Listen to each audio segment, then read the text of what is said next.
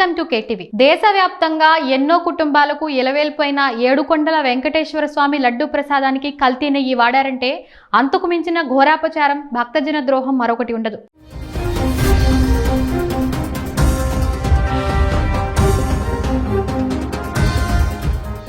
కాసుల కక్కుర్తితో ఆ మహాపరాధానికి తెగబడిన వారి పాపానికి నిష్కృతి లేదు.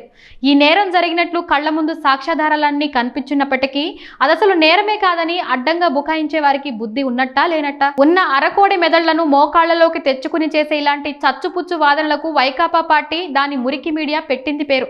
పాలు వెన్న ఏమి సేకరించకుండా palm oil, palm kernel oil లాంటి వాటికి రసాయనాలు కలిపి చేసిన కల్తీ పదార్థాల్ని స్పెషల్ డే ఆవు నెయ్యి పేరిట కొందరు టీటీడీకి సరఫరా చేశారని, ఇంటి దొంగలు కొంతమంది వాళ్లకు కొమ్ము కాశారని సుప్రీంకోర్టు నియమించిన సిట్ తేల్చింది.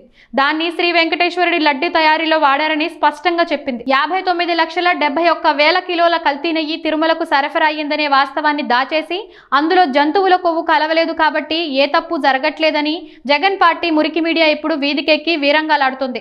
వైకాపా ఏలుబడిలో వెంకన్న స్వామి లడ్డు కోసం వినియోగించింది అసలు నిజమైన నెయ్యే కాదని పరీక్షల్లో స్పష్టంగా బయటపడింది. దాని గురించి పల్లెత్తు మాట మాట్లాడకుండా అబ్బే మా వాళ్ళంతా శుద్ధపూసలు అని సత్తుగిన్నెలో గులకరాళ్లు పోసి డబడబలాడించినట్లు జగన్ 100 మాగదులు కాకమ్మ కబుర్లు చెబితే ఎవరు నమ్ముతారు? పరమ పవిత్రమైన శ్రీవారి దివ్య ప్రసాదాన్ని కల్తీ నెయ్యితో తయారు చేసిన కోట్లాది మంది భక్తుల మనోభావాలను దెబ్బతీసిన మహాపాతకాన్ని ఎలా కాదంటారు? నించిన పంచదారులను నేతులు దీనెలు అంటూ వెంకటాచలపతికి ప్రీతికరమైన ఆహార పదార్థాల జాబితాను అన్నమయ్య ఎప్పుడో చెప్పాడు. నైవేద్య ప్రియుడైన ఆ స్వామికి నివేదించే ప్రసాదాల కోసం వాడే నెయ్యి కొనుగోలుకు గతంలో కఠిన నిబంధనలు ఉండేవి. జగన్ ముఖ్యమంత్రిత్వం వెలగబెడుతున్నప్పుడు టీటీడీ పాలక మండలి పాత కట్టుబాట్లు, అర్హతలు అన్నిటినీ ఇష్టారీతిగా సడలించేసింది. దాంతో ఊరు పేరు లేని దొంగ సంస్థలకు టెండర్లు దక్కాయి. వాటి కల్తీ నెయ్యి నిర్వాకాల కారణంగా 234 కోట్లకు కాళ్లొచ్చేశాయి. జగన్ బాబాయ్ వైవి సుబ్బారెడ్డికి లోగడ పిఏగా పనిచేసిన చిన్న అప్పన్న ఈ అక్రమాల పర్వంలో కీలక పాత్రధారి అని సిట్ దర్యాప్తులో వెల్లడైంది. మరి సూత్రధారులను కొలుగులోంచి బయటికి లాగి శ్రీనివాసుడి సన్నిధిలో చేసిన పాతకాలకు వారిని ఎప్పుడు బాధ్యులను చేస్తారు? స్వార్థ రాజకీయ అవసరాల కోసం తిరుమల పుణ్యక్షేత్రాన్ని అపవిత్రం చేయడానికి వెనకాడని పాపిష్టి చరిత్ర జగంది. అలాంటి మనిషి వెంకటనాథుడి లడ్డు విషయంలో అపరాధమేమీ జరగలేదని అడ్డగోలుగా వాదిస్తున్నారు.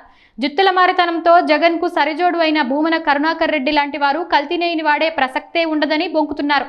అవన్నీ ఒట్టి అబద్ధాలేనని సిట్ తేల్చేసింది. ప్రజారోగ్యంతో ముడిపడిన ఆహార ప్రమాణాలను ఏమాత్రం ఉల్లంఘించినా తీవ్రంగా పరిగణించాలని సుప్రీంకోర్టు గతంలో నిర్దేశించింది. పాలు, పాల పదార్థాల కల్తీకి పాల్పడేవారు జీవిత ఖైదుకు అర్హులని మరో సందర్భంలో న్యాయపాలిక చీత్కరించింది. తిరుమల లడ్డూల తయారీకి నెయ్యి పేరుతో రసాయనాలను వాడి దైవాపచారానికి ఒడిగట్టడంతో పాటు భక్తుల ఆరోగ్యానికి ప్రమాదం తెచ్చిపెట్టిన వారెవరూ క్షమార్హులు కారు. ఆ పెద్ద మనుషుల ముసుగులు తొలగించి కటకటాల్లోకి నెట్టాల్సిన బాధ్యత సిట్దే.